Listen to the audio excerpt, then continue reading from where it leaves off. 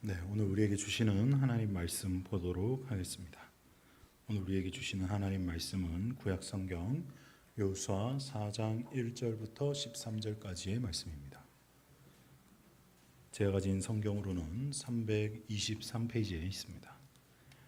이제 여호수아 4장 1절부터 13절까지의 말씀을 봉독해 드리도록 하겠습니다. 하나님의 음성을 들으시는 시간 되길 소망합니다.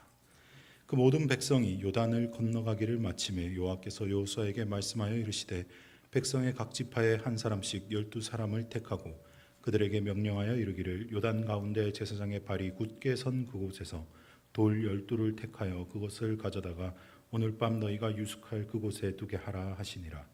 여호수아가 이스라엘 자손 중에서 각 지파에 한 사람씩 준비한 그 12사람을 불러 그들에게 이르되 요단 가운데로 들어가 너희 하나님 여호와의 궤 앞으로 가서 이스라엘 자손들의 지파 수대로 각기 돌 한 개씩 가져다가 어깨에 매라. 이것이 너희 중에 표징이 되리라. 후일에 너희의 자손들이 물어 이르되 이 돌들은 무슨 뜻이냐 하거든 그들에게 이르기를 요단 물이 여호와의 언약궤 앞에서 끊어졌나니 곧 언약궤가 요단을 건널 때에 요단 물이 끊어졌으므로 이 돌들이 이스라엘 자손에게 영원히 기념이 되리라 하라 하니라. 이스라엘 자손들이 여호수아가 명령한 대로 행하되 여호와께서 여호수아에게 이르신 대로 이스라엘 자손들의 지파의 수를 따라 요단 가운데에서 돌 12를 택하여 자신들이 유숙할 곳으로 가져다가 거기에 두었더라. 여호수아가 또 요단 가운데 곧 언약궤를 맨 제사장들의 발에 선 곳에 돌 12를 세웠더니 오늘까지 거기에 있더라. 또 여호와께서 여호수아에게 명령하사 백성에게 말하게 하신 일 곧 모세가 여호수아에게 명령한 일이 다 마치기까지 궤를 맨 제사장들이 요단 가운데에 서 있고 백성은 속히 건넜으며 모든 백성이 건너기를 마친 후에 여호와의 궤와 제사장들이 백성의 목전에서 건넜으며 르우벤 자손과 갓 자손과 므낫세 반 지파는 모세가 그들에게 이른 것 같이 무장하고 이스라엘 자손들보다 앞서 건너갔으며 무장한 4만 명 가량이 여호와 앞에서 건너가 싸우려고 여리고 평지에 이르니라. 아멘. 오늘 본문 말씀을 통해서 요단강을 건너온 세 사람이라는 제목으로 하나님의 말씀을 전하도록 하겠습니다. 여러분 혹시 좋아하는 숫자 있으십니까? 몇 번이요? 1번. 왜 좋아하세요? 1등이라서. 1등이라서. 네, 좋습니다. 또 있으신가요? 왜 좋아하시나요? 최고의 7. 완전수 나왔어요. 야, 수준이 높습니다. 싫어하시는 숫자 있으실까요? 4. 그죠? 동양권 사람들은 4를 안 써요. 아파트도 보니까 F층이래요. 깜짝 놀랐어요. 네. 4도 안 좋아하시고 서양 사람들은 몇 번 안 좋아할까요? 잘하시네요. 그죠? 뭐 13일에 금요일 이래 가지고 13번을 잘 안 쓰죠. 숫자 이야기를 하고 있습니다. 목사님들이 좋아하는 숫자는 뭘까요? 목사가 돼 봤어야 알지. 보면 혹시 약수교회라고 아시나요? 약수역에 있는데 약수교회에 카페가 있어요. 약수교회 카페 이름이 0691입니다. 네, 카페 이름이 0691예요.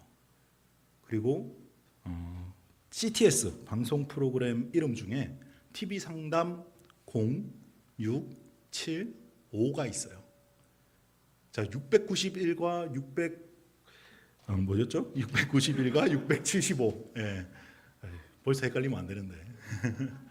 뭔 숫자일까요? 감이 오시는 분 있으실 것 같은데. 맞아요. 0675. 0675. 예, 06을 치료한다. 0691. 그래서 목사님들이 자주 쓰시는 번호다라고 저는 알고 있어요. 왜 그렇게 알고 있을까요? 저희 아버지 이메일 주소가 0691으로 시작. 제가 아는 목사님 저희 아버지분. 네, 그래서 이 0691, 0675 꿈보다 해몽이죠, 그죠? 오늘 오전에 꿈 이야기 들었는데 어쨌든 해석하기 나름입니다. 사람들은 숫자에 상징을 주고 숫자에 의미를 부여한다라는 것이죠. 오늘 사실 이 본문에도 숫자가 등장합니다. 어떤 숫자가 등장하죠? 열둘이라는 숫자가 등장합니다. 자, 오늘 이 12개의 돌을 세우고 또 여리고 평지에서 전투 준비를 하는 장면인데요. 이 오늘 본문 말씀 사실 영적인 깊이가 굉장히 깊은 진리가 담겨 있는 아주 귀한 말씀입니다. 오늘 요단강에 세워진 요 12개의 돌이 어떤 의미를 가지고 있는지, 또 요단강을 건너가서 전투 준비를 하는 게 어떤 의미인지 함께 말씀을 묵상해 보도록 하겠습니다. 첫 번째 우리 주안점인데요. 오늘은 주안점이 2개입니다. 근데 그 주안점이 좀 길어요. 그래서 집중하시고 따라오시면 좋겠습니다. 첫 번째 주안점은 요단강에 세워진 12개의 돌입니다. 요단강에 세워진 12개의 돌. 숫자, 사실 아까 말씀드렸다시피 이스라엘 사람들도 숫자에 상징을 부여하고 의미를 부여했습니다. 이 10이라는 숫자는 특별히 이스라엘 민족에 굉장히 자주 쓰이고 빈번하게 쓰였던 숫자죠. 12이라고 하면 관련된 숫자 뭐가 또 떠오르실까요? 12지파. 역시 영월교회 수준이. 또 12를 하면 뭐가 나올까요? 제자. 그렇죠. 여기까지는 잘 대답하실 수 있어요. 하나 더 해볼까요? 뭐가 있을까요?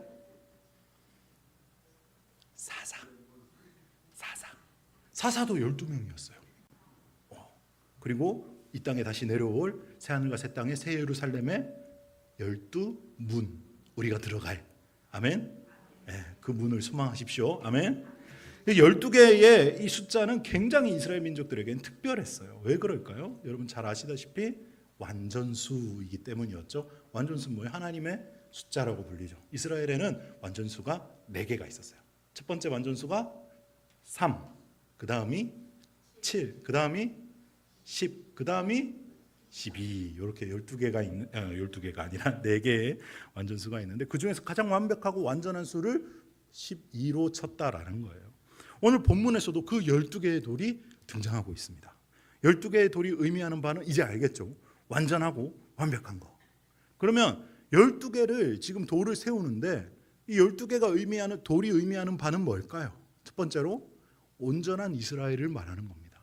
왜 그렇습니까? 구약에서 이제 출애굽을 하면서 40년 동안 광야에서 뺑뺑뺑 돌다가 요단을 건너가서 가나안으로 가야 되는데 요단 동편에서 이제 가나안을 건너서 요단 서편으로 가나안 땅으로 가야 되는데 동편에 이르러 보니까 모압 평지가 너무 좋은 거예요. 땅이 평지가 목초가 아주 좋은 거예요. 그래서 우리는 이 땅 주시면 안 될까요? 모세랑 딜을 한 지파가 있습니다. 어디죠? 르우벤 지파, 그 다음에 갓 지파, 그 다음에 므낫세 반 지파, 므낫세 절반. 이 두 지파 반은 우리 안 건너갈게요. 우리 여기 있을게요. 이 땅 주십시오. 그 땅도 좁을 것 같은데 우리 여기 살게요. 라고 해가지고 모세가 그럼 조건이 하나 있어. 너네 여기 땅 줄 테니까 뭐 해야 된다. 대신 정복 전쟁은 너네가 선봉을 서라. 그래서 약속을 했어요. 약속을 하고 나니까 알겠습니다 하고 순종해서 오늘 갔다라는 거죠. 그래서 요단강을 건널 때 돌을 9개 반만 캐세워가 아니라 몇 개를 캤다? 12개를 캤다라는 겁니다. 그러니까 온전한 이스라엘을 의미하죠. 또 이 12개의 돌이 의미하는 바는 뭘까요? 하나님의 구원 역사는 온전하고 완벽하다라는 뜻이에요. 자, 오늘 사실 본문을 자세하게 보면요. 12개의 돌을 몇 번 캡니까? 2번 캡니다. 2번 캐요. 24개의 돌이 사용됩니다. 자세히 보시면 먼저는 언약궤 앞에 있는 돌을 가지고 와서 수경지로 갖고 가요. 그리고 이 돌은 나중에 길갈에 가서 세웁니다. 12개 기념으로 세워요. 그리고 또다시 여호수아가 언약궤 앞에 가서 12개를 따로 세웁니다. 그 자리에 언약궤 앞에. 첫 번째로 12개를 캐서 가져간 이 12개의 돌은 길갈에 세우는데 그 뜻은 뭐라고 말씀하셨죠? 오늘 본문에 보니까 여호와께서 이 일을 하신 것들을 요단을 마르게 하신 것들을 기억하고 기념하게 하려고 가져갔다라는 거죠. 이것만 해도 사실 설교 1시간 동안 할 수 있지만 우리는 요게 오늘 묵상 포인트가 아니고 요단강에 세운 언약궤 발 앞에 세운 12개의 돌을 좀 집중하려고 합니다. 자, 지금 어떤 상황입니까? 현재 본문의 상황은 요단강이 멈췄어요. 요단강이 저 멀리 아담 성읍이라는 곳에 멈춰 있었어요. 그래서 한 30km 이상 되는 지점인데 거기 멈춰 있었어요. 그리고 200만 명에 달하는 이스라엘 사람들이 그 마른 땅으로 건너가고 또 다 건너간 상태입니다. 다 건너간 뒤에 제사장들이 아직도 여호와의 궤를 들고 어깨에 메고 기다리고 있는 상황인 거죠. 사람들이 다 지나갔는데도 언약궤는 여전히 그 한가운데 서서 물을 멈추고 있었다라는 거예요. 그 언약궤가 상징하는 바가 무엇입니까? 언약궤 안에 뭐가 들었는데요? 하나님의 말씀이 들었잖아요. 하나님이 주신 만나가 들었잖아요. 아론의 쌍난 지팡이가 들어있었잖아요. 이 모두가 예표하는 게 무엇입니까? 예수 그리스도. 예수 그리스도. 언약궤는 하나님의 말씀을 담고 있는 상자였어요. 하나님의 말씀이신 예수 그리스도께서 육체를 입고 이 땅에 오신 것을 상징하는 장면입니다. 멈춘 요단강은 어떤 걸 상징합니까? 요단강은 죽음을 의미합니다. 요단을 건너면 약속의 땅 가나안으로 나아가잖아요. 약속의 땅은 곧 하나님의 나라를 상징했습니다. 죽음을 거쳐야, 나의 옛사람이 죽었음을 깨달아야 하나님의 나라로 갈 수 있고 새 사람의 삶으로 나아갈 수 있다는 것을 요단을 통해서 보여주고 계시다라는 거예요. 그래서 세례 요한도 어디에서 세례를 베풀었죠? 요단강에서. 예수님이 세례 받으신 것도 요단강에서. 언약궤로 본인이 직접 요단강을 멈추셨던 예수님께서 그 자리에서 세례를 받았다라는 것이 얼마나 큰 감동으로 옵니까? 이 두 가지 상징이 말해주는 바는 무엇입니까? 예수님께서 죽음을 멈추셨다라는 겁니다. 예수님의 부활로 곧 죽음의 권세를 깨뜨리시고 우리에게 그 부활의 능력을 허락해 주셨다라는 것이에요. 여기서 우리가 또 주목해 봐야 할 지점이 무엇입니까? 돌을 가져오되 어느 돌을 가져오라 했습니까? 언약궤 앞에 있는 돌입니다. 지천에 널려 있는 돌이 아니라 언약궤 앞에 있는 돌을 콕 집어서 갖고 오라 했다고요. 우리 본문 4장 5절 말씀 한 목소리로 읽어보도록 하겠습니다. 시작.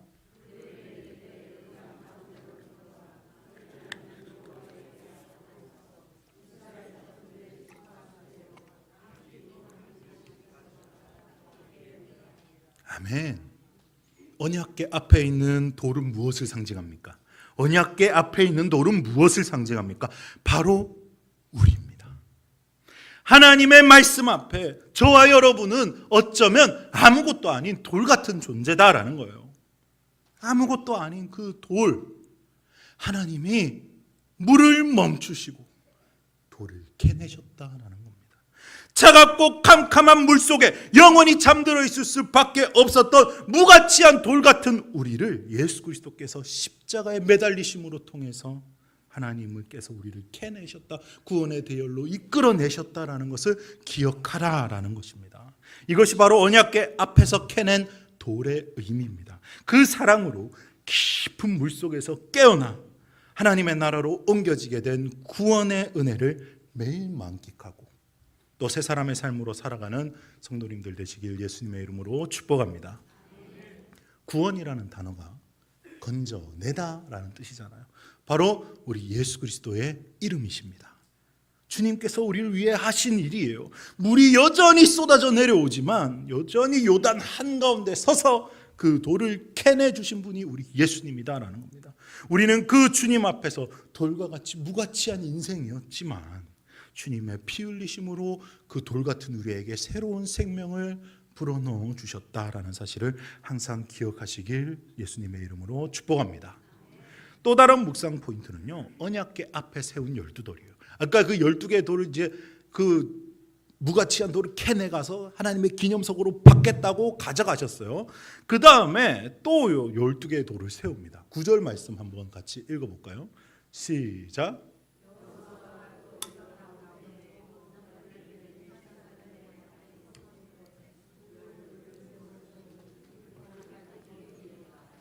아멘. 이건 무슨 말일까요? 요단강 안에 아직 그 12개의 돌이 박혀 있대요.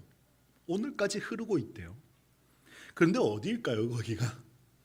제가 열심히 찾아봤거든요. 막 주석도 뒤져보고 뭐 인터넷 자료도 찾아봤는데 아는 사람이 아무도 없어요. 하나님만 아세요. 왜 그럴까요? 물에 잠겼으니까요. 물에 잠겼으니까요. 요단강 계속 흐르고 있으니까요. 언약궤 앞에서 캐낸 돌은 아까 말씀드렸다시피 수경지로 가져갔어요. 그걸로 끝내지 않고 여호수아는 다시 언약궤를 들고 있는 제사장 앞에 12개의 돌을 새롭게 캐다가 세웠다라는 거예요. 여러분 잘 기억해 보십시오. 아까 첫 번째로 캤던 12개의 돌은 왜 캐 갔다고요? 기념하고 기억하기 위해서. 하나님이 요단을 마르게 하셨다라는 것을 기념하고 기억하기 위해서 가져갔어요. 그래서 세운다라고 했어요. 그럼 요 앞에 세우는 돌은요? 연약계 앞에 세우는 돌은 왜 도대체? 물이 흐르면 보이지 않을 돌이잖아요. 요단 한가운데 세웠다라고 기록되어 있어요. 그 말은 가장 깊은 곳에 세웠대요. 요단강의 수심이요, 깊을 때는 4m, 5m도 넘습니다. 못 찾아요. 그것을 만약에 기념하기 위해서 세웠다라고 하면 상식적으로 부표를 세워야죠. 12개의 부표가 떠 있어야죠. 그렇지 않았다라는 겁니다. 찾을래야 찾을 수도 없고 기념할래야 기념할 수도 없는 강 한가운데 누구도 알지 못하는 그곳에 굳이 12개의 돌을 세운 이유가 무엇이냐 이 말입니다. 광야에서의 삶은 이 요단을 건널 때 이 가장 깊은 곳에 묻었다라는 뜻이에요. 그래서 가나안에서 삶은 새롭게 시작된다라는 뜻입니다. 사랑하는 성도 여러분, 우리의 옛사람은 수장되었음을 믿으십니까? 물을 헤집고 올라올 수 없도록 가장 깊은 곳에 가장 거대한 12개의 돌, 완전한 돌로 짓눌러 놓았다는 사실을 기억하십시오. 그 돌은 산돌이신 예수 그리스도입니다. 그 돌은 예수님의 십자가입니다. 그 십자가가 우리의 옛사람을 짓눌러 버리고 있다는 사실을 기억하시기 바랍니다. 우리는 항상 새 사람의 삶을 누리며 예수 그리스도를 닮아가며 예수 그리스도를 선택하는 삶, 그렇게 살아갈 수밖에 없는 존재가 되었다는 것을 깨닫고 그 사실대로 살아가길 예수님의 이름으로 축복합니다. 우리가 12개의 돌이 보이지 않는다고, 요단에 흐르는 그 돌이 보이지 않는다고 그 돌이 없어지는 게 아닙니다. 오늘까지 있더라라고 기록되어 있어요. 우리가 느끼지 못한다고 옛사람의 죽었음이 없어지는 게 아닙니다. 우리 마음에 흐르고 있는 요단, 이 죽음의 강에는 12개의 돌이 아니라 예수님의 십자가가 세워져 있습니다. 죽음을 이기시고 새 생명으로 부활하신 하나님께서 저와 여러분 안에 살아 숨쉬고 계시다라는 거예요. 여러분이 어떤 사람이었는지 전혀 관계없습니다. 그저 하나님께서 무가치한 돌을 캐내 가시고 다시 그 자리에 십자가를 심으셨다라는 거예요.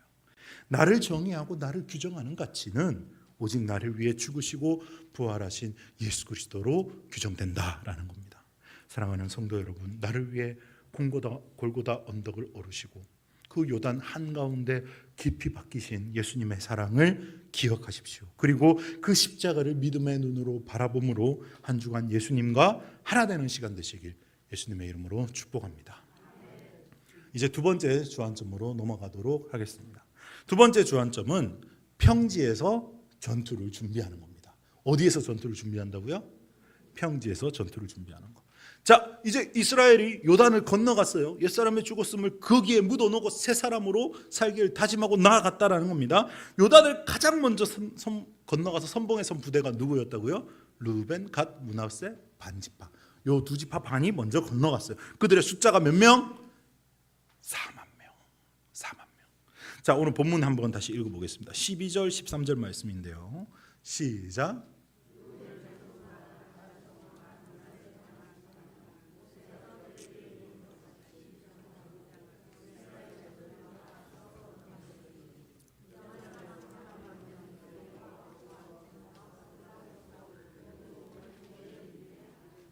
아멘. 자, 그들이 진을 친 곳이 어디라고요? 여리고 평지입니다. 자, 여러분, 여리고 평지. 일반적으로 전투할 때 진을 어디다 쳐야 될까요? 엄폐가 가능한 곳이 있어야 되겠죠. 평지에 진을 친다는 것만큼 불리한 게 없습니다. 그리고 그 지형을 보여드릴게요. 사진 한번 띄워주시겠어요? 자, 여기 사진에 보시면 저기 지금 화면 한가운데에서 약간 좌측에 있는 성읍이 보이시죠? 예, 저기가 이제 여리고라고 지금 발굴되고 있는 거예요. 실제로 여리고라는 도시가 실제로도 있고요, 지금. 그래서 여리고에서 앞으로 바라보면 뭐가 펼쳐져 있어요? 평지가 펼쳐져 있습니다. 그리고 우측 상단에 푸르스름한 거 보이세요? 거기가 사해입니다. 사해 앞에가 푸르스름해 보이는 저기가 요단강, 작게 보이죠. 그 뒤에 좀 높이 솟아오른 데가 모압 평지 뒤에 있는 산이에요. 그래서 저 요단강을 건너서 요 여리고 앞으로 와야 돼요. 자, 그런데 진을 어디다 쳤다고요? 평지에 쳤다고요. 평지에 칠 수밖에 없죠. 자리가 없는데. 근데 앞에 뭐가 있어요? 높은 고도에 여리고가 있다라는 겁니다. 여러분, 이제 사진 내려주시고요. 네. 우리가 정복해야 할 땅은요, 높은 고지대에 있는 이중 성벽으로 되어 있고 단 한 번도 뚫린 적이 없는 거대한 여리고성이다라는 거예요. 그리고 진을 쳐야 할 곳은 평지입니다. 저 성에서 그냥 진을 치고 있으면 화살만 냅다 쏘면 패망할 수밖에 없어요. 그 뒤로 다시 가자니 어떻게 돼 있어요? 강이 다시 흘러버렸죠. 갈 수도 없어요. 그 선봉에 선 숫자는 몇 명이라고요? 4만 명. 4만 명. 여리고에 몇 명이 있을까? 몰라요. 근데 일단 4만으로 어떻게 저 성을, 높은 성을 어떻게 함락시켜요? 그리고 그들에게 무슨 공성 전차가 있었을까요? 성을 깨부실 만한, 뭐 이렇게 투척할 만한, 돌 던질 만한 그런 게 있었을까? 공성 전차 있었을까요? 없습니다. 그들의 무장 수준은 철제 무기도 없었어요. 여러분 같으면 강 건너 이 평지에 4만 명으로 치시겠습니까? 문제가 뭡니까? 요단만 건너면 모든 게 다 해결될 것 같았다라는 거예요. 40년 동안 뺑뺑뺑 광야의 삶이 언제 끝나나 몰라요. 이 사람들은 하나님만 아세요. 언제 끝나는지. 드디어 요단을 건넜어요. 그러면 어떤 마음이 들어요? 야, 이제 끝났다. 이제 약속의 땅으로 들어간다. 우리 조상들은 가지 못했던 곳에 하나님의 약속의 땅으로 다시 들어간다. 홍해를 가르셨듯이 하나님께서 요단을 갈라주셨어. 자, 끝났다. 끝났어요? 안 끝납니다. 실제로 안 끝난다라는 게 문제예요. 요단을 건넌다고 모든 게 해결되는 게 아니다. 이 말은 뭐예요? 옛사람이 죽었음을 깨닫는다고 신앙의 문제가 모든 게 해결되는 게 아니다라는 거예요. 오히려 많은 그리스도인들이 자신의 옛사람의 죽었음을 깨닫고 내가 새 사람이 되었구나. 이제 나는 하나님과 연합하고 동행할 수 있어라는 걸 깨달았을 때 그 이후를 생각해 본 적이 없어서, 그 이후의 삶을 연습해 본 적이 없어서 다시 원수의 불화살을 맞고 넘어지는 경우가 수두룩 빽빽이다라는 거예요. 무조건 승리의 삶을 다 누리는 건 아니다라는 거예요. 옛사람의 죽었음을 깨달은 자는 더 손쉽게 영적 전투를 준비할 준비가 됐다라는 것 뿐이에요. 우리는 죽을 때까지 영적 전쟁을 해야 합니다. 왜 그렇습니까? 옛사람의 죽었음을 깨달았다 손 치더라도 우리는 여전히 연약한 육신을 입고 있잖아요. 여전히 음란하고 패역한 세상에 발붙이고 살고 있잖아요. 마치 거대한 여리고성을 눈앞에 두고 뒤에는 다시 넘치는 요단강을 둔 것 같은 삶을 살 수밖에 없다라는 거예요. 근데 거기서 발만 동동 구르고 있으면 원수의 보라살을 맞고 넘어질 수밖에 없다는 거예요. 그럼 우리는 어떻게 해야 할까요? 따라해 보겠습니다. 이미 얻은 승리를 누리는 것에 주저하지 마십시오. 아멘. 여러분, 이미 얻은 승리를 누리는 것에 주저하지 마십시오. 우리가 여리고를 앞두고 평지에 진을 칠 수 있는 이유가 있습니다. 예수 그리스도께서 십자가에서 완벽하고 온전한 승리를 이루셨기 때문이에요. 그럼에도 불구하고 패잔병들이 끊임없이 전투를 걸어와요. 전쟁은 끝났는데 전투를 계속 걸어와요. 그래서 우리는 전투 준비를 잘해야 됩니다. 자, 다음은 원수의 공격에 넘어지지 않기 위한 신앙의 체크리스트들을 좀 보여드리도록 하겠습니다. 한번 볼까요? 자, 오늘 우리가 점검해야 될 신앙의 세 가지 체크리스트입니다. 첫 번째 한번 읽어볼까요? 시작. 내가 원수에게 허용하고 있는 영적인 부분은 무엇인가? 네, 이 세 가지 체크 포인트를 점검하고 오늘 마무리를 하도록 하겠습니다. 첫 번째, 원수에게 허용하고 있는 영적인 부분을 좀 파헤쳐 볼 필요가 있어요. 뭡니까? 첫 번째로 반복적인 죄. 둘째로 거짓말에 동의하는 거. 셋째로 회개하지 않는 거. 자, 이 세 가지는 현재 그리스도인들이 가장 많이 패배하고 있는 영역이에요. 이 반복적인 죄는 어떤 효과가 있을까요? 반복적인 죄. 자, 이제 체크해서 다시 내려주시고요. 반복적인 죄가 갖고 있는 효과가 있어요. 반복적인 죄는 영적인 통로를 열어줍니다. 영적인 통로를 열어주고 죄가 반복될 때마다 그 통로가 점점점 넓어져요. 그리고 그걸 가만히 냅두면 원수가 들락날락 하게 돼 있어요. 원수는 뭘 타고 들어올까요? 생각을 타고 들어와요. 그래서 이 안에서 죄를 만들어냅니다. 죄를 선택하게 해요. 동의하죠? 계속 이어지는 이야기인데 어쨌든 반복되는 이야기만, 반복적인 죄만 이야기하면 반복적인 죄를 계속 허용함으로써 원수의 견고한 진이 생깁니다. 원수의 견고한 진. 이를 무너뜨려야 돼요. 이를 무너뜨리기 위해서는 내가 정말로 그 죄를 미워하고 내가 정말로 그 죄를 벗어나고 싶은지 나의 숨은 동기를 점검해야 합니다. 이스라엘은 요단강을 건너면서 반복적인 죄를 묻어버렸어요. 요단강에 심어버렸어요. 요단강에 덮어두고 물이 다시 흘러버렸어요. 꺼낼 수가 없었어요.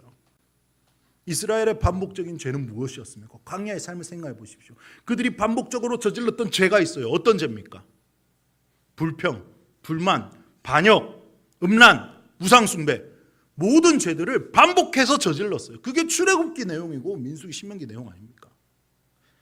그 모두 다 하나님을 인정하지 않는 중대한 범죄이며 자기 마음대로 살려는 아주 중대한 범죄입니다. 그런데 요단을 건너온 상황을 생각해 보십시오. 아까 말씀드린 바와 같이 굉장히 불리한 상황이었어요. 그 사람들이 옛사람이 죽었음을 깨닫지 못하고 요단을 그냥 말랐으니까 건너가야지 하고 아무 생각 없이 건넜다면 이럴 수가 없어요. 요단을 건너면서 정말 내 옛사람의 죽었음이 끝났구나, 옛사람은 정말 끝났구나, 하나님의 뜻대로 살 수 있게 되었구나라고 믿고 넘어갔다라는 거예요. 그 증거가 뭡니까? 요단강을 건넜을 때 옛사람이었다면 뭐라고 이야기했을 것 같아요? 여호수아, 네가 애굽의 매장지가 부족해서 요단강가에서 우리를 죽게 하는구나. 불평했을까요? 안 했을까요? 100% 했어요. 옛사람으로 반응했다면. 그렇게 한 전적이 있잖아요.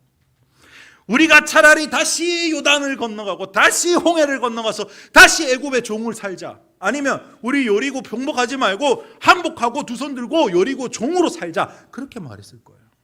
별의별 대도 않는 불평, 불만 다 쏟아냈을 겁니다. 그러나 옛사람의 죽었음을 깨닫고 내가 옛사람을 요단강에 묻어두고 나온 이스라엘 백성들은 하나님을 의지함으로 4만 명밖에 되지 않는 전투 선봉부대를 그 앞에 내세웠다라는 거예요. 습관적인 죄를 버렸다라는 겁니다. 습관적인 죄에서 벗어나지 못하는 가장 근본적인 이유, 아까 말씀드렸지만 내가 그 죄를 탐하고 좋아하고 있다라는 거예요. 내가 그 죄를 반복적으로 선택하는 변명은 수만 가지를 댈 수 있어요. 그러나 옛사람의 죽었음을 깨달은 사람은 그 죄를 근본적으로 선택할 수 없는 사람이 되었다는 것을 깨닫는 겁니다. 왜? 그 죄를 짓고자 하는 나의 자아와 죄의 본성, 옛사람 모두 예수님께서 십자가에 못 박으시고 그 십자가를 요단강 한가운데 심으셨기 때문이에요. 옛사람의 죽었음을 깨닫고 온전히 예수님의 지배받는 삶이 가능해졌다는 것을 깨달은 사람은 습관적인 죄에서 단번에 탈출할 수 있습니다. 원수는 이 사실을 믿지 못하게 만들어요. 그래서 원수의 거짓말에 동의하지 않는 것이 중요합니다. 거짓말에 동의하는 것은 생각에 동의하는 것과 같은 말이에요. 모든 악한 생각이, 많은 사람들이 악한 생각, 선한 생각 다 내가 하는 거라고 생각해요. 여러분, 그거 거짓말이에요. 악한 생각, 선한 생각 여러분이 하는 게 아니에요. 여러분은 죽었어요. 생각할 수 없는 존재가 됐어요. 어떤 생각만 있습니까? 선한 생각이 나오는데요, 그거 하나님 주신 거예요. 하나님 주신 생각 선택하는 겁니다. 목사님, 나 안에서 악한 생각도 여전히 나오는데요, 그거 마귀가 주는 거예요. 우리는 분별하는 것밖에 없어요. 분별하는 겁니다. 죽은 사람은 아무 생각할 수 없어요. 그저 분별해서 구별하는 거예요. 그래서 깨어 있으라라고 주님 말씀하시는 겁니다. 사탄은 모든 선한 생각도 사탄이 속여요. 야, 너 봐, 너 마음속 그렇게 너의 의가 차오르지 않니? 넌 좀 대단한 사람 같아. 야, 역시 멋있다. 자기를 부추기죠. 악한 생각하면 자기가 심어놓고 악한 생각 동의하게 되면, 야가 봐, 너 그 꼬라지로 무슨 예수 믿는다 그래. 지가 속여놓고. 그러니까 우리는 그 거짓말에 동의할 필요가 없다라는 겁니다. 여기에 속지 마십시오. 간단합니다. 악한 생각 사탄이 주는 거, 선한 생각 하나님 주는 거. 나는 하는 게 아무것도 없다. 나는 그저 포도나무이신 예수님에게 붙어있는 가지일 뿐이다 라고 생각하는 거예요. 그래야 원수에게 틈을 주지 않습니다. 그 틈을 차단하십시오.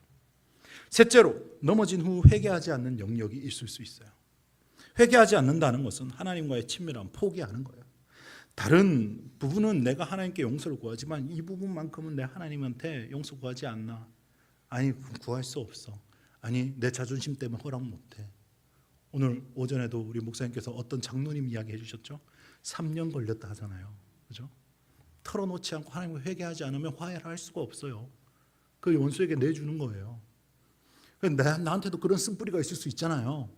남들한테 말 못하고 하나님한테도 말하기 꺼림칙한 거. 근데 하나님하고 나눠야 될 것 같은데 하면서도 나누지 않는 그거 나누셔야 된다라는 거예요. 그거 나누지 않고 그대로 둔다면 사탄에게 어서 오세요 하고 문을 열어주는 것과 다름이 없어요. 하나님 아버지의 사랑을 묵상하신다면 나의 허다한 죄도 아버지의 사랑으로 덮어주신다는 것을 믿으시기 바랍니다. 원수에게 허용하거나 속고 있는 부분들을 찾으셨습니까? 찾으셨다면 회개하십시오. 그러면 감사하십시오. 그럼 됩니다. 자, 그 다음 두 번째 체크리스트 점검하도록 하겠습니다. 나는 전신갑주로 무장되어 있는가? 전신갑주 이야기하려면 3박 4일 해야 되죠. 그죠? 짧게 점검하도록 하겠습니다. 진리의 허리띠 뭡니까? 진리는 무엇입니까? 예수 그리스도잖아요. 그죠? 예수 그리스도로 두르고 있는가? 우리 생각할 때 예수님한테 이렇게 매여 있으면 내가 좀 불편할 것 같아요. 내 행동이 제약을 받을 것 같아요. 어디 가서 내가 예수 믿는 사람입니다라고 말하는 게 좀 그래 생각하실 수 있어요. 근데 반대로 생각해 보면요, 허리띠는 어떨 때 찹니까? 바지가 흘러내리지 않게 차는 거잖아요. 그죠? 행동에 제약을 주는 게 아니라 행동을 자유롭게 합니다. 바지가 흘러내리면 앞으로 갈 수가 없어요. 그 바지가 흘러내리지 않도록 진리로 허리띠를 둘러매십시오. 그게 진리가 우리를 자유케 하는 방법인 줄로 믿습니다. 그 다음 의의 호심경은 무엇입니까? 심장을 보호하는 거잖아요. 그죠? 내 심장이 뭘로 교체됐다? 예수 그리스도로 교체됐다라는 거예요. 예수 그리스도의 심장으로. 예수 그리스도의 의가 내 심장에서 쏟아져 나오고 있다. 나는 더 이상 어둠의 영역에게 내 삶의 어떤 부분도 내어주지 않을 권리가 생겼다. 자각하는 것이 의의 호심경을 착용하는 겁니다. 나는 평안의 복음이 예배한 신을 신고 걷고 있는가? 이거 점검하는 건 뭡니까? 앞에 무슨 수식어가 붙었죠? 평안. 평안 뭐라고 말씀드렸어요? 샬롬 말씀드렸죠. 그죠? 샬롬. 샬롬은 무슨 뜻이에요? 원수의 목을 쳐버린 상태. 적장을 온전하게 제압한 상태. 어떠한 위협도 없는 상태. 그게 뭐다? 복음이다라는 거예요. 내가 그 복음을 가지고 나의 발걸음을 담대하게 옮기는가 점검해 보시기 바랍니다. 구원의 투구는 무엇입니까? 나를 건져내신 예수님을 항상 생각하는가? 나의 생각은 도대체 어디에 매여 있는가? 나의 생각은 돈에 매여 있는가? 나의 생각은 자식에 매여 있는가? 나의 생각은 회사에 매여 있는가? 나의 생각은 예수에 매여 있는가? 내가 구원의 투구를 썼는지 안 썼는지 점검하는 방법. 내 생각을 들여다보십시오. 생각은 예수 그리스도께서 채워주시는 걸로 내 머릿속을 가득 채우시는 저와 여러분 되시길 예수님의 이름으로 축복합니다. 믿음의 방패는 무엇을 의미합니까? 원수는 여전히 우리에게 불화살을 쏴댄다고 했죠. 옛사람이 죽었음을 깨달아도 원수의 불화살은 날라옵니다. 그럴 때 믿음의 방패를 들어 그 모든 불화살을 소멸하는 거예요. 소멸하는 방법 간단합니다. 믿음의 방패를 드는 거예요. 믿음의 방패를 드는 건 무엇을 의미합니까? 나의 시선을 하나님께로 고정하는 겁니다. 따라해 보겠습니다. 나의 시선을 하나님께로 고정하는 것입니다. 그게 믿음의 방패를 드는 거예요. 원수는 속여요. 어떻게 속여요? 너 자신의 꼬라지를 봐라고 말해요. 네 앞에 펼쳐진 환경을 봐. 갚아야 될 돈을 봐. 아픈 너의 몸을 봐. 속썩이는 자식을 봐. 아니요. 나는 우리 주 예수 그리스도를 바라봅니다. 그게 믿음의 방패를 드는 겁니다. 믿음의 방패를 들지 못했다면 이 두 지파 반은 선봉에 설 수 없었을 거예요. 마지막으로 하나님의 말씀, 성령의 검. 나는 하나님의 말씀을 사모함으로 사랑함으로 원수를 물리치는 삶을 살고 있는가 점검해 봐야 된다는 겁니다. 여러분, 이 말씀의 검은 어디에 차는 거예요? 진리의 허리띠에 다시 찬다고요. 기승전결이 완벽하죠. 이 6가지 체크리스트를 점검해서 새 사람으로 살아가는 저와 여러분 되시길 예수님의 이름으로 축복합니다. 다 왔습니다. 이제 마지막으로 점검해야 될 체크리스트 세 번째 읽어보겠습니다. 시작. 나는 승리의 근원이신 예수 그리스도와 얼마나 자주 깊이 친밀감을 누리고 있는가. 이게 바로 우리가 평지에 진을 칠 수 있는 이유가 되어야 된다라는 거예요. 오늘 본문에 보면요, 여호와 앞에서 싸우려고 여리고 평지에 싸우려고 나갔더라 이렇게 돼 있죠. 하나님 앞에, 그러니까 하나님 우리와 함께 계신다라는 사실을 날마다 생각하는 겁니다. 우리는 승리할 방법이 없어요. 그러나 우리의 대장 되신 예수님께서 승리하셨다라는 사실을 기억하십시오. 예수님의 승리가 곧 나의 승리, 예수님의 권세가 곧 나의 권세. 아멘. 그렇다면 담대하게 선포하십시오. 예수의 이름으로 우리를 무너뜨리려고 하는 원수에게 선포하십시오. 예수의 이름을 사용하십시오. 예수님의 이름을 가벼이 여기지 마십시오. 그러려면 내 안에 예수님이 살아 숨쉬고 계시다라는 것을 인정해야 돼요. 그분이 원하시는 뜻대로 살기를 다짐하고 살아가야 합니다. 예수님의 임재 안에 거해야, 예수님의 친밀함 안에 있어야 그 권세가 사용되는 거예요. 예수님과 친밀함을 누리는 방법은 아까도 말씀드렸다시피 예수님을 생각하고 의식하는 겁니다. 말씀을 읽을 때도 주님 오늘은 어떤 감동을 나에게 주시렵니까? 찬양을 할 때도, 예배를 드릴 때도 기대를 가지고 오십시오. 일상을 살아갈 때도 하나님의 임재를 찾으십시오. 오늘은 주님께서 나에게 어떤 사랑을 부어주실까? 나에게 오늘은 어떤 사람을 붙여주실까? 오늘은 나에게 어떤 하나님의 나라를 알려주실까? 나는 하나님의 나라를 어떻게 전할까? 나를 얼마나 사랑하고 계신가? 또 찾고 또 찾고 또 찾으시는 저와 여러분 되시길 예수님의 이름으로 축복합니다. 그렇게 주님과의 친밀함을 늘려가면 주님의 이름을 사용하는 것에 제약이 사라져요. 세상 사람들도 권세 있는 사람 이름 팔려고 하잖아요. 요즘 뭐 연일 무슨 어떤 한 사람이 뭐 대통령 부부와 어쩌고 저쩌고 이름을 자꾸 팔아가지고 문제가 되고 있는 것 같은데, 어쨌든 자기에게 유리한 대로 인맥을 동원하려고 세상 사람들도 권세 있는 사람 이름 쓰려고 하잖아요. 우리에게는 어떤 이름이 있는데요? 세상의 만군의 여호와 우리 하나님이 우리 아버지 되신다는 이름이 있잖아요. 우리에게 뭐 세상에 속된 말로 끝발 날리는 그런 이름은 없지만 우리에겐 우리를 구원하시고 우리를 사랑하시는 예수 그리스도의 이름이 있는 줄 믿으시기 바랍니다. 이제 말씀을 마무리하도록 하겠습니다. 요단강에서 캐낸 12개의 돌을 기억하십시오. 우리는 하나님에게 있어서 아무런 가치 없는 돌덩이와 같은 존재였어요. 그런데 하나님께서 예수 그리스도를 보내주셔서 어둡고 차갑고 깊은 그 물속에 잠길 수밖에 없었던 그 돌을 끄집어내서 하나님의 기념석으로 삼으셨다. 그리고 또 우리의 옛사람을 그곳에 대신 묻어주시고 예수 그리스도를 우리의 삶에 선물로 주셨다라는 거예요. 그 사랑을 생각하며 날마다 예수님과 연합하는 저와 여러분 되시길 예수님의 이름으로 축복합니다. 또 보이지 않는 12개의 돌을 기억하십시오. 나의 비참한 옛사람은 그곳에 깊이 묻어두었고 예수 그리스도의 십자가가 모든 죄를 해결했다. 그래서 우리가 요단을 건너서 평지에 이르렀을 때 우리 앞에 여리고가 있고 뒤에는 너무 실룩거리는 요단이 있더라 할지라도 우리는 항상 예수님의 이름으로 무장해서 원수의 공격으로부터 자유하며 원수를 이기며 예수 그리스도의 승리에 연합하는 저와 여러분 되시길 예수님의 이름으로 축복합니다.